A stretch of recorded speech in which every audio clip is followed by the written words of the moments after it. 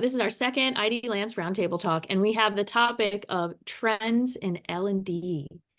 And we've got some really fun guests here because we know them pretty well. And as you can probably already tell by our amazing backgrounds, although one of us has chosen not to participate in changing their background because they're too cool for it, that we are set up to have a good chat here.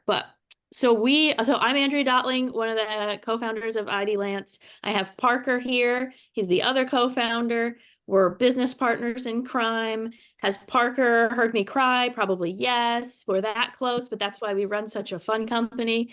Who else do we have here? We have Luis Malbas, who is the owner and founder of TLDC, and is in marketing ops at O'Reilly. And a little bit about Luis: he is an accomplished executive with a background in digital and live event production, marketing and operations. He's experienced in digital strategy, operations, project management, digital marketing, hosts the TLDC podcast, and plays the guitar. But is that like a lute on your background? Is that what that's called? Oh, I don't know. I hope so. Yeah, sure. I'll play the lute. And next up, we have Quinn Haslinger, who is a manager of agent training and content at Etsy. She's a strategic thought leader, Quinn. Yes, you are, who focuses on fostering talent growth. With a proven track record in developing and implementing effective learning strategies, Quinn is great at enhancing employee growth, engagement, and retention. And also, we're art buddies. We make a lot of art and send it back and forth together. I'm glad that you're confirming this, because if you said no and made me look weird, you know what? That would probably make for an interesting conversation. Well, I was just going to say that you make art and I make scribbles. That's not true. Yeah. Absolutely not true. You also write. She's like, we may or may not be working on something together. Anyway, next up, we've got Henk Campher. Am I saying that right? I am saying it right? I respond to most things. Yeah, me too. Okay. CMO, CRO at Deep Origin, and also very special announcement, fractional CMO at IDLance. He is our marketing pro, AKA, as we said, fractional CMO at IDLance, and is known as the Slayer of Boring. That's what his official title is actually at IDLance. And his creative energy has left a mark at Salesforce, Edelman, Hootsuite, and now with us. You've also founded 3 companies, which makes you a pretty great fit here since we're all about entrepreneurship and all that stuff. Hello, Henk. Hello, Andrea. First time ever meeting. It's so great to meet you. You said nothing weird. Too late for that. Yeah, I was saying, don't tell them that. Yeah, we're supposed to make us look important. All right. So how this is going to work is we're going to have, what they call a roundtable talk. So we'll go back and forth and start off questions with different people. Parker and I will alternate answering or asking the questions. I'm hoping not to answer any because you guys are probably going to have a lot more interesting and valid and researched and things to say than I probably ever will. And then we'll have a Q&A session so you can ask questions. We have a little, I was going to say gremlin, Meg, but you're not a gremlin. You're a nice little happy elf. I don't know why gremlin came to mind in the background, feeding us questions that you ask, even though we are not actually looking at LinkedIn. We have somebody looking for us. And then at the end, we'll have some key takeaways and a summary, and then we'll close it all up. Are we all good to start, everyone? Or Parker, you should say something. Oh, yes. Well, welcome, everybody. And, this is all about 2024 trends. So we're really excited about this because it is still early part of the year, and we kind of would like to get the pulse from the industry. And we've got some great representatives here. And we're excited to have that chat about what's coming this year. And at the very end, we'll ask for your psychic abilities to project into 5 years into the future. So stay tuned. For all of you out there watching, stay tuned to the end so we can have our 5-year prediction. So let's just start off by asking Louis. I'd like to ask you what you believe will be the biggest trend in learning development in 2024. You manage a large audience, and you probably have been seeing a lot of things coming through your feeds. So what do you believe will be big this year? What'll be big this year? Why is this going to be this? It feels like this episode is probably going to be the AI roundtable, because I don't know if there is actually anything else in 2024 that is going to be trending as much as that particular technology. So I know that for myself and even my community, shout out to all the TLDCers out there, if you can, if you're out there in the audience, but I really do believe that that's where a lot of our focus is going to be. And I think that for a lot of folks, they don't even realize that yet, how much it's going to impact them. But we're seeing it, and it in a lot of ways, it's just kind of sneaky. I don't know if any of you have noticed that too, that like AI and using things like ChatGPT and other tools like Claude, just different AI pieces of software, like whether they're just sort of creeping into people's workflow. Great. Any other input from Quinn or Henk? Yeah, I mean, I'll of course just second that. It's definitely AI for me this year. I think as I think about it, it's not only the new tools that are coming that will be why this is such a trend for us, but also how do we help people adopt those tools? So there are a lot of emotions, there are a lot of behaviors that will really be key to really unlocking AI's potential, that I don't know is getting a lot of attention right now because it's all about, what are the tools and how can they do all of the things. But that's where my head goes. I think I got two parts to a two-part answer, or opinion. I don't have an answer, I just have opinion. I think the one thing is the same with AI, blockchain, etc. We don't actually know what's going to hit us later in the year, or if anything new is going to hit us. The difficulty that we had with AI is that it caught most people by surprise, and that surprised me. Because when I was at Hootsuite, my team used AI already to create blogs, for example, back in 2020, and then edit those. At Salesforce, I think Einstein was released in 2018. So versions of AI has been around, and now it's become really mainstream very quickly. What I don't see is what else is going to hit us in the next 12 to 24 months coming from nowhere. I think the other thing around AI, and it's not specific to AI, because obviously AI is going to be the big topic on everybody's mind, is actually the constant change. And L&D has been very slow at adapting to change. If we think of AI, if we think of the shift in workforce, if we think of micro-learning, all of those things, it's like the biggest challenge for L&D and the big trend that's going to be this year for me is, will L&D be able to adapt quickly enough to change? Because so far it has not proved the ability to change quickly. So new things will get thrown our way, but will they learn how to be really comfortable with that change that'll constantly come? Okay, great. Thank you for sharing your responses. I think, Andrea, you have the next question. I do. I also have a comment. I think another big trend will be gigantic pants, because they're back and I bought some, and I think that they're here to stay, and I hope they never go out of style. I have gigantic neon pants that I've been waiting to buy since I was like in middle school from Hot Topic. So I plan on wearing those to work every day when I work in L&D. And I just hope other people join me. So Hot Topic is the place to go for those? No. No, they used to be in middle school. Okay. Now I think everybody has them. You go to Target and get them. Anyway. You Target. Okay. So the challenge is how many MC Hammer references can we work into one, live stream? Let's just change the whole focus of what we're about to do to that. I'm game for that. Okay, here's our next real question, I guess. And it's for Quinn. And it's kind of, we started delving into it with the first question, but in your daily life, in terms of your work and what you've seen, how do you foresee helping people adapt to AI, and how it's going to change how you are designing and developing? Whether that's how you see it in like a few years when people kind of catch up, or this year, like, what are you planning on? Yeah, so I think we've been exploring some different options for different tools to expand how we use AI. We're using it informally. Everyone's really just getting their feet wet, doing a lot of like data analysis through ChatGPT, more informal, very low risk applications from like our perspective. But as we start to explore these new tools, really understanding how and when to leverage the different options.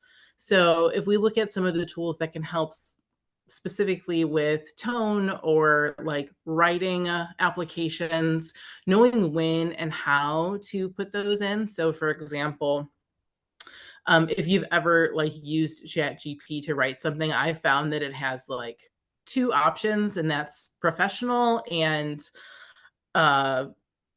cheerleader, and there's not a lot of in between, no matter how much I continue to massage it. The tools that we're exploring now are more advanced than that. Obviously that's just kind of out there for public use, but it's still knowing like when is the appropriate time for me to use that, those different tones. And as we think about the different audiences that need to leverage materials from L&D, knowing when to use the tools, when to apply the different ways that they can benefit us is going to be important. So that's part knowledge acquisition and part just kind of understanding your audience, which of course is like the foundation of all good learning design. And then I think the next thing is just understanding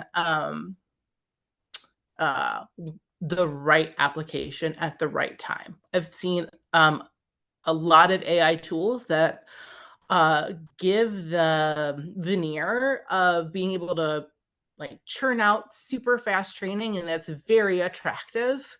But again, like what's the quality and so really just making sure that whatever we're using is helping us meet our objectives and not just get things done quicker.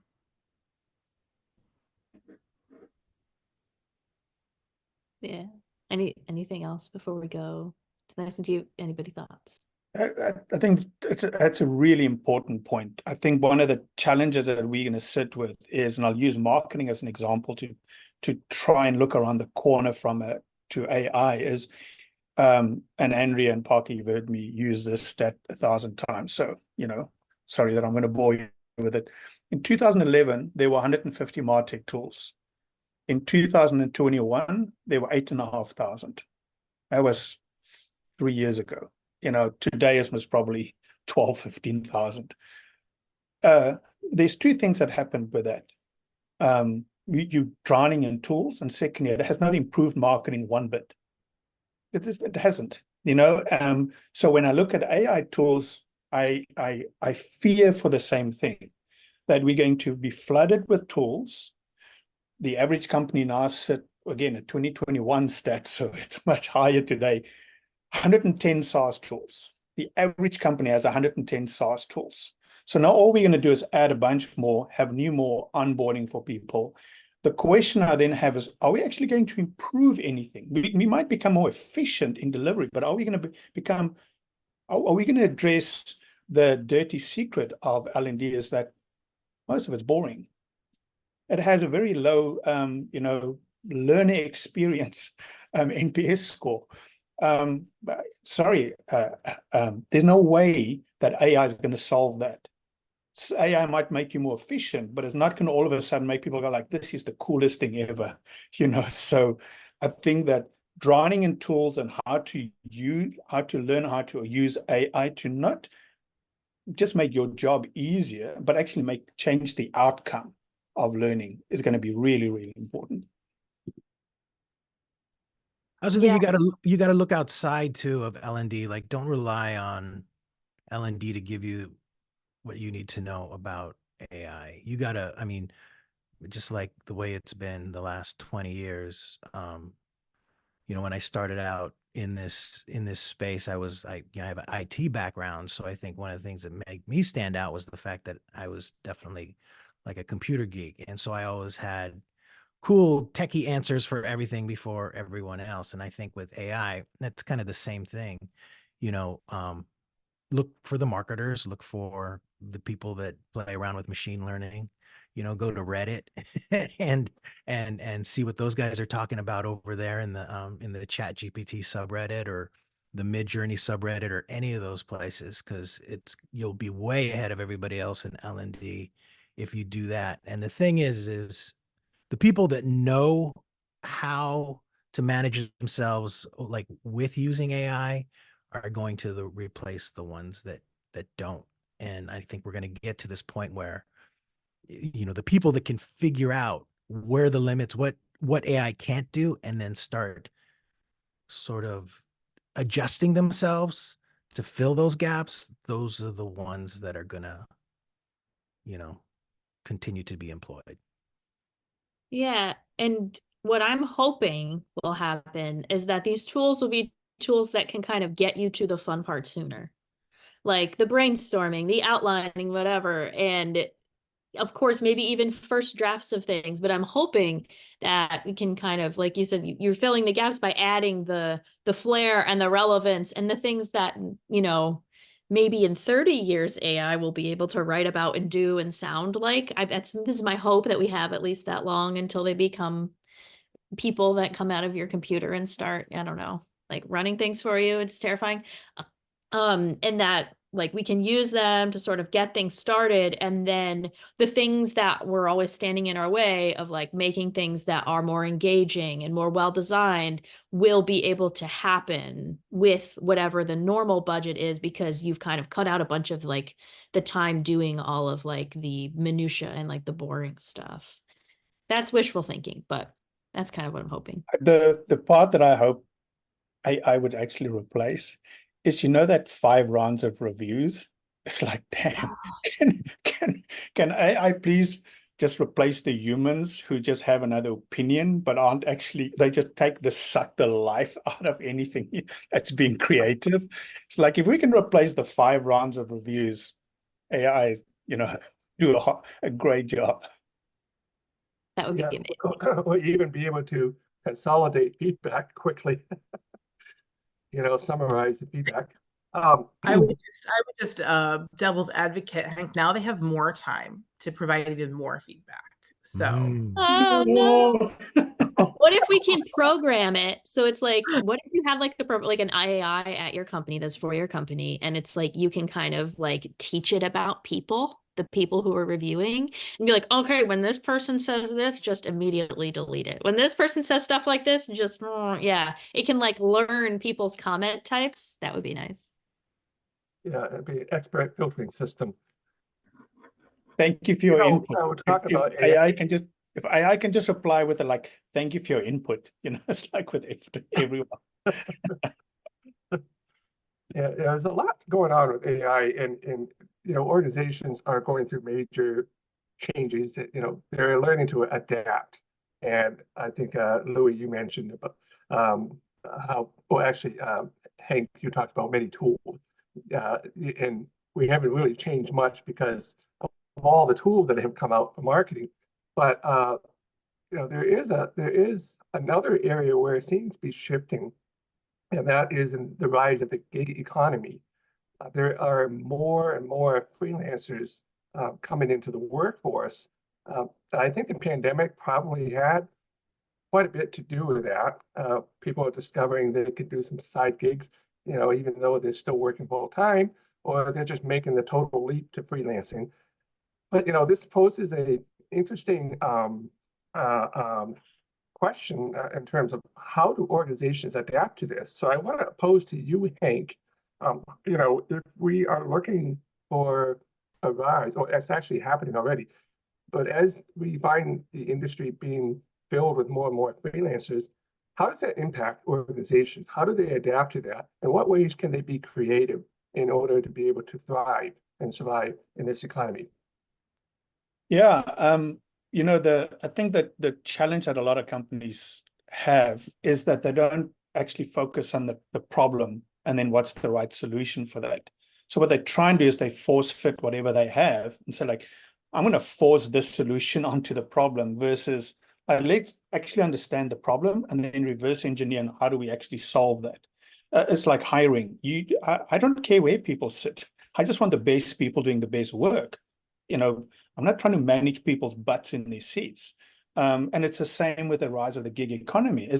It is L&Ds that's going to be successful is going to look at the problem and then go, how do I get the right people to be able to solve this problem for me, irrespective of where they are, where they come from, etc. So that's one. The second part is when they realize the beauty of having freelancers is you getting people with different expertise from different industries having an input, because the freelancer's job is to always advance their skills and their insights, etc., versus someone that's in-house tends to get stuck into the way the industry and the company works. So having that combination of those two will actually allow you to strengthen your own teams.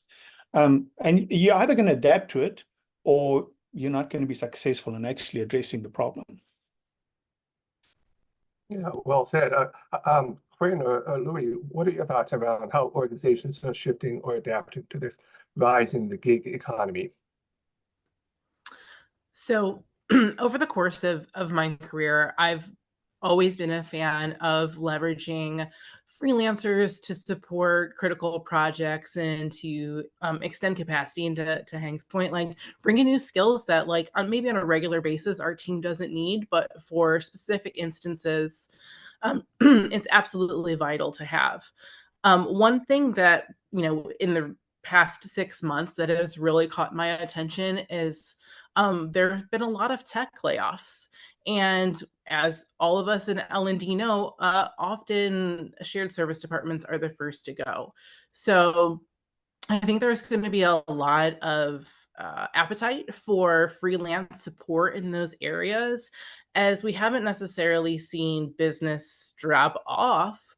And in fact, places like Meta are doing very well. And they're probably going to want to continue to launch new learning initiatives and need the support there. So I think both from a perspective of an L&D leader, creating a workforce planning strategy around being able to have trusted partners that you can pull in for critical work. And then for folks that are in freelance, I think it's the outlook for this year and beyond is just really great. Well, that's good to hear. I'm glad to hear that from you, Quinn. Curious out of Louis, what are your thoughts about the shift? Are you My thought, finding that organizations have to figure out how to adapt to a new mix?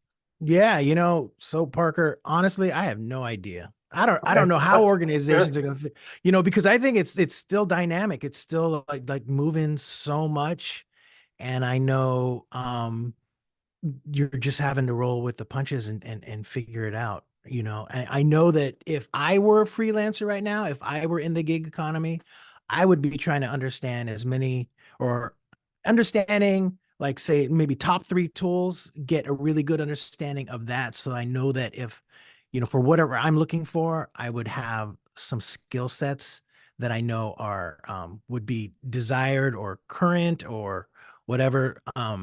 But as from an organizational perspective, I haven't heard of anybody really sort of outlining any strategies of how they're managing it. So I wish I could tell you, but I'm just like everybody else. Like, let's just figure this stuff out. It's TBD. It could be a slow moving thing. And Henk was referring to a little bit earlier about how it takes time, for things to actually shift. But it is no doubt is happening. I've seen many reports about how we have more and more millions of freelancers in the US alone, and just continues to rise, which is good for the economy in many ways. Also, it's a great way to share talents. We are now global with the power of the internet and conference tools. People can do a lot now that we couldn't do 10, 15 years ago. Yeah, I think that, if I can maybe just touch on that for one Sure. minute. I think the thing that when I look at trends is like, will this go away? What do we imagine the world will look like 5 years from now? This genius not going back into the bottle. And what it happens is we have 2 cultures, and one culture has been dominant. The control culture has been dominant. Like I call it the typical male way of Western male way of managing. Big monkey on top, troops follow, and everybody just follows instructions. Now that's a very typical way that you organize. And what's happened is you've built a management economy. You haven't built an innovation economy, you build a management economy, because all it means is like you're just going to manage the next layer and the next layer and the next layer and the next layer, and hope to God that the person at the top is innovative enough to drive the company in there.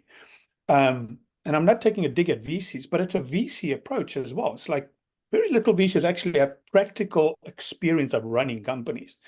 So what you have is you have that, and you have this changing culture that says, well, actually, I'm not going to play by those rules. And you have the Gen Z and millennials moving into that world. And it's like, okay, so what's going to be in 10 years from now? How do you think people are all of a sudden going to go back to the office? It's not going to happen. You might see an uptick in people going into the office, but the trend is one way and one way only. The question we then have as businesses, or the challenge for us as businesses, how do we adapt our businesses to this changing world? What I love about it is actually most innovation happens when you have these kind of conflicts and tensions. It's like that's when we really start moving into new, and we can see the rise of AI and all of these new tools. It's because there are these tensions. Marketing isn't working the way it should be. L&D isn't working the way it should be. All of those kind of things creates tension points and new solutions. But we're gonna adapt. We just don't know how fast we can adapt. Yeah. Oh, you just want to say something, Parker? I was just saying it was true, yeah. And I mean, I will say one thing though, that, we did see some studies about how companies that are actually mixing the types of groups, like part-timers and full-timers and freelancers, those companies that are actually mixing those three types of workers actually have a higher compound annual growth rate, or CAGR, known as CAGR, and they have like 13% higher than those that don't, which is I find very fascinating. So it might be just have to do with being able to be flexible, be nimble, be quick, access the talent when you need it, and then when you're done, and bring them back when you need them again. Oh yeah, definitely. And also, I want to pause for a second and say, in my nervousness, Luis, I've been mispronouncing your name, and I just realized this, and I'm so sorry that I've been saying your name wrong for like this whole time. And I'm sorry. And it reminds me, and I have to tell you, this isn't the first time it's happened to me. I need to tell you guys a quick story. When I was in high school, I helped, when I was a senior, initiate like the freshman class on their first day before everybody else shows up. And I had to take attendance for a class, and I single-handedly ruined somebody's high school career because somebody's name was Jimmy, Bologna. And I was like, Jimmy Baloney? Jimmy Baloney? And that was not his name. It was Jimmy Bologna. And if I had never said Jimmy Baloney, his life probably would have been different in high school. And I just want to say that I try to vow never to do that again. And I'm so sorry. Andrea, you are classic. You are the best. Thank you for that. No biggie. It's just Luis. Parker, it's Luis, just so you know. Okay. I'm sorry. We're both doing it wrong. Throwing that out there. I don't know, Andrea, if that was your real intent, is to let Parker know that my name isn't Louis, but yeah, it's Luis. No, I was saying it wrong too. And it's because we're in the internet world and we're just reading things. And then I got nervous, and then I started to realize, and then the shame was, I don't know if you saw me look distracted. That's why. And I just needed to get that out there. But that's just to go to our next question. Love it. Thanks, guys. Yeah, of course. No, we're not trying to be monsters out here, okay? So actually the next question is for you. How, and this is a very official sounding question, I don't know how to make it sound fun, but thanks Megan, aka Gremlin, in the background that wrote these questions. Just kidding, love you, Meg. She's my best friend. It's fine. How can L&D leaders ensure they thrive amidst economic uncertainty and rapid technological and workforce changes? Now smoke a pipe. I love that question. Yeah, do you guys use ChatGPT to come up with that one? I gotta ask. Because it sounds like it. How can L&D leaders ensure they thrive amidst economic uncertainty and rapid technological and workforce changes. You know, I'm usually not asked these questions. I usually ask these questions and usually use ChatGPT to generate them, honestly. So there you go. No, you know, that's a good question. I really think it's to that point where everybody has to be really fluid, right? And if you don't have the ability to be dynamic during this kind of tumultuous technological time, then that's where you're going to run into problems. I see a lot of churn out there. There is, of course, within my own community, lots of layoffs, lots of people looking for work. It's really, really, really tough. And I think that I know for myself, one of the reasons why TLDC is as solid as it is because there is a group there that is very supportive of one another. And I think that as an, you know, any L&D leaders out there, I really think that they need to turn to, like, within their organization, look for support and just be able to find that ability to kind of shift. And, you know, I think like Campher was even saying, just be able to accommodate like the kinds of changes that are happening right now. It's just unprecedented, really. I mean, you know, being in, you know, witnessing L&D's changes over the last couple of decades, you know, it was one thing, like maybe when smartphones came out, everybody's like, wow, this is going to change everything. That's nothing compared to like what is happening right now. I know so many people that whose jobs have been impacted by, you know, how smart AI is now. And it's all just like question marks over everybody's head. So yeah, I don't know how they can ensure that they thrive. I don't know if anybody knows how to ensure that they're going to thrive amidst this period of time. There is just so much, there is a ton of economic uncertainty. And I mean, you know, we've got an election year coming up. It's just, there's a lot of stuff going on. So maybe that's what I'm going to do. I'm going to go to my community and see if I can find some, ask this question, and then I'll report back to you. Yes, please. Go do that now. No, just kidding. It is a unique time of opportunity for L&D, though. You know, I've always thought that L&D has not always served itself well.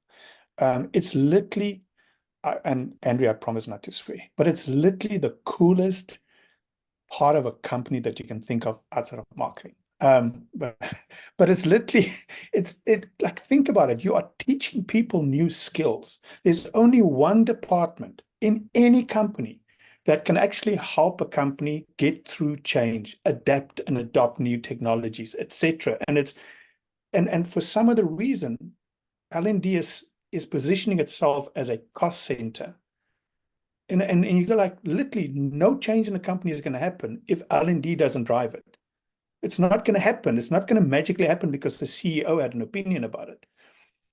If it's not implemented, it's dead, and there's only one part. So I think it's a huge time for opportunity in when everything changes. There's one place that can adapt and teach the company new changes, and AI is going to give you the tools and going to help you be able to adapt to those changes and build new courses, etc. And using freelancers is going to be able to create those courses faster than ever because it's not going to become less. I think that kind of mindset change needs to happen. It's like walk into the building tomorrow and go like, and I'm really struggling not to use the F-bomb here, but walk in tomorrow and go like, fuck this. I own this company solutions. You know, it's like, you own it, drive it, position yourself and your team in that way because no one else is going to do it. Like, have a chip on your shoulder. And part of the challenge, I think, is that L&D tends to be more serious people that are thoughtful people. It's like, you can be thoughtful and still be crazy, you know, so drive it. It's a unique time for L&D to step up. I feel like thoughtful and crazy, Henk, is the perfect segue for me to jump in. I like to see myself in both ways there. But But as I'm listening to all of this, I mean, I think Luis and Henk bring up such good points. Like, change is constant, the need for fluidity. And I think one of the things that I've experienced personally, and I've also seen, is yes, L&D takes itself seriously, but we can take ourselves even more seriously in a business sense. So how do we connect to data? How do we connect to dollars? If we are literally touching every piece of change that goes out our door or gets implemented, how can we attest to the fact that we are bringing a cost savings, that we are increasing efficiency, which leads to increased revenue? A lot of the times the connections are there. They do just take some digging. It can be hard to prove exactly the efficacy of training at times, but the more data that you're able to get and leverage AI tools to help you bring that data, the better storytelling you're able to do. I think one of the mistakes or one of the traps of L&D is that we know how things should be because that's how brains work, that's how humans work, that's how organizations work. And so we often tell that story, but we don't connect that story back to, and these are the business results that are going to come back out of doing things the right way. And also document. Document everything you do. That's kind of a little side, not connected. Data is super important, telling that story, but also documentation. Been into a lot of L&D places that can't consistently show you how things get done because there's not documentation to say that this is how it gets done. Can I ask you guys a question? Like, Do people actually know how much you use something like ChatGPT? Like, even businesses, managers, do they even realize how much their teams might be using AI in their daily not if you're good at processes? it. What's that? Not if you're good at it. Meaning, like, let me give an example.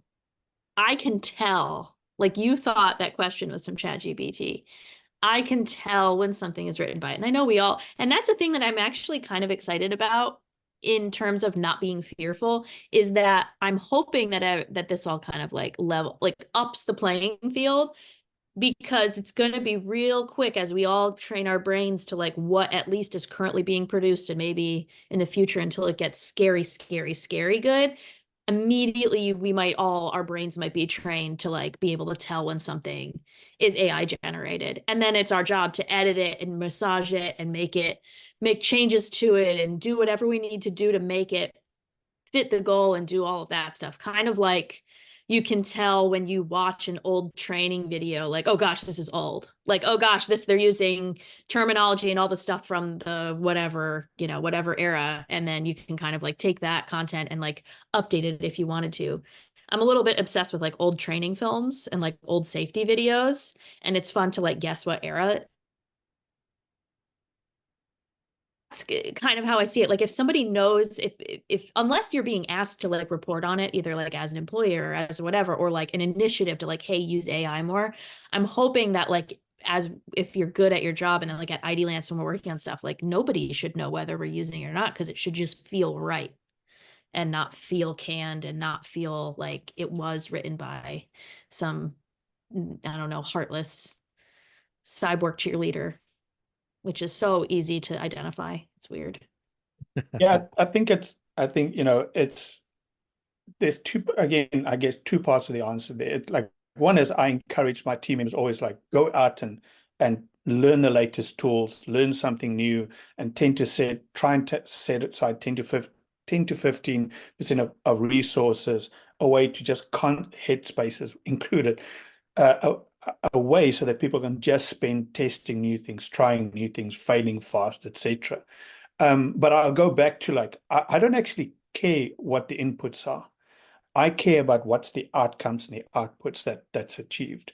So for me, like, I encourage, there's 8,500 MarTech tools. Use any of them. I don't care what you use. Just don't be boring. I'm in marketing. It's like, if I get another boring pitch, we spoke about it earlier, I'm going to flip. So and Andrea and Parker knows one of these principles that I have is I call it the Steve Jobs principle. If you won't show this to Steve Jobs, if you won't send this email to Steve Jobs, if you won't do this to Steve Jobs, then you better not do it to my client. And that's where I got like, if AI can do something that is so cool for Steve, maybe not while he's dead, but if Steve Jobs was here in person, so we always have used AI, like I said, back from in Salesforce. We've tried it and used it at Hootsuite. We use it today. But I don't try and put a number down. I try and go like, is there any tools that can help us create something more and better and quicker, etc.?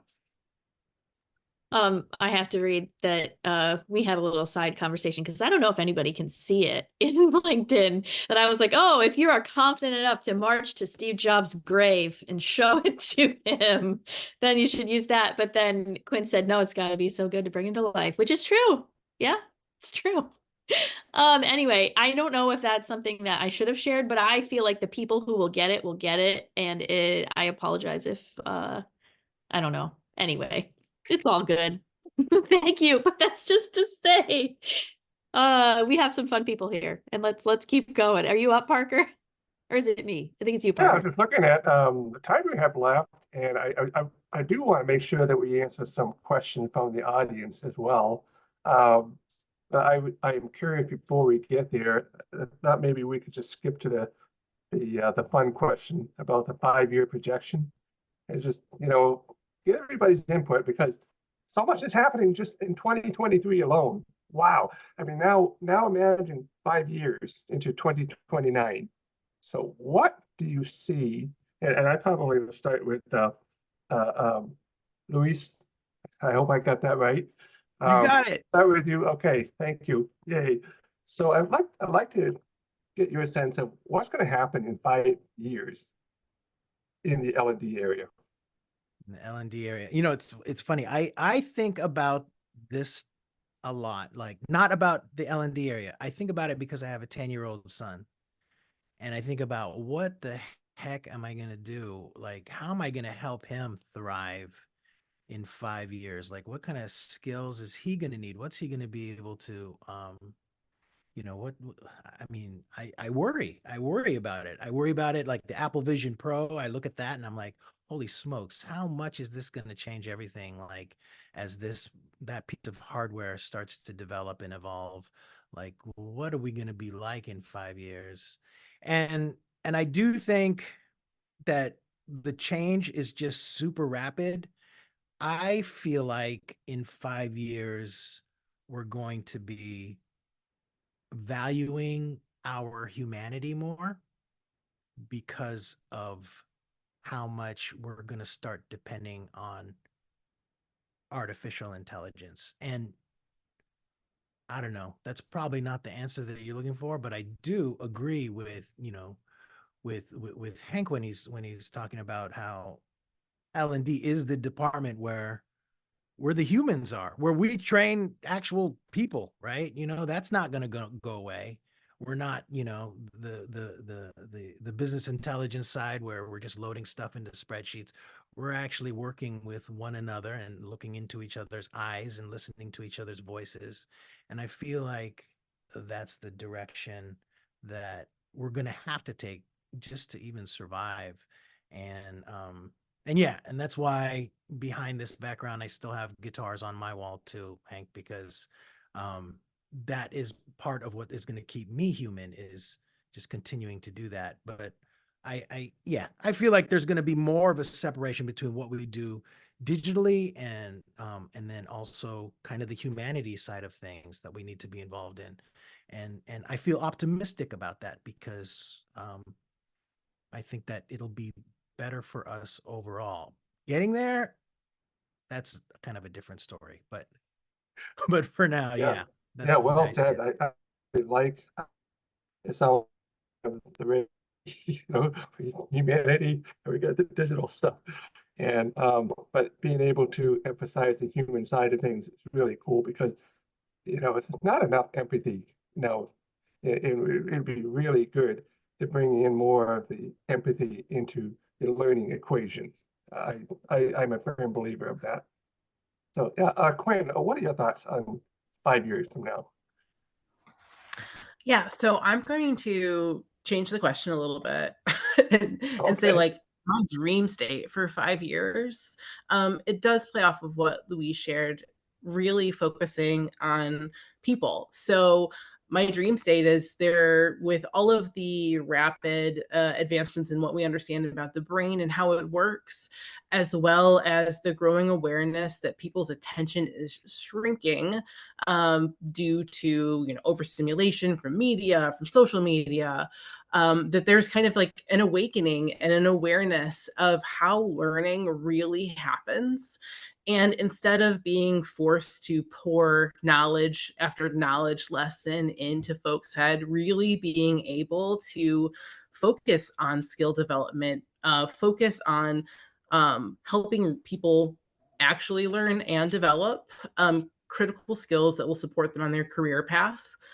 So that's kind of like my, if what could potentially happen in 5 years. What I actually think is probably going to happen is continued ramp from where we are now. If I look back 5-6 years ago, micro learning was hitting as a trend, then gamification was hitting at a trend. VR and AR were hitting as trends, and we're still not to the space where I'd say we're at anywhere near full adoption of those tools. So I think it's just a steady increase, potentially, unless we're able to kind of like embrace what we're learning and put those into action. Great, thank you for sharing that. Henk, did you have a couple words about your psychic abilities? You're saying a couple because you're trying to get me to not talk too long. Joking.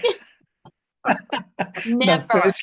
Never. Firstly, like both of them were so spot on, and I couldn't agree more with both those. I would say it's like mine is most probably a wish, and a hope, because it's difficult to look at 5 years from now. I think a couple of things. One is trends aren't going to go away. We literally don't know what's going to hit us next. But the more trends that hits us and the more things that hits us, I think two things are going to drive the next 5, even 10 years. One is because it's true about humans. It's always been true about humans. Anything that makes life simpler is going to work. And that's why we have to understand the limit of AI tools. We have to understand the limit of VR and any of those kind of things, you know, Apple Pro, you name it. If it doesn't remove tension points, if it doesn't make things easier, it's going to be a hype that dies. You know, the only things that will survive are the things that makes me point my finger and hit the screen. There were better tools than the iPhone. And we all know BlackBerry was always better than the iPhone, but it included another click. So the truth is going to be that the things that will last in the long run, Clubhouse didn't last because it didn't engage. It added another step.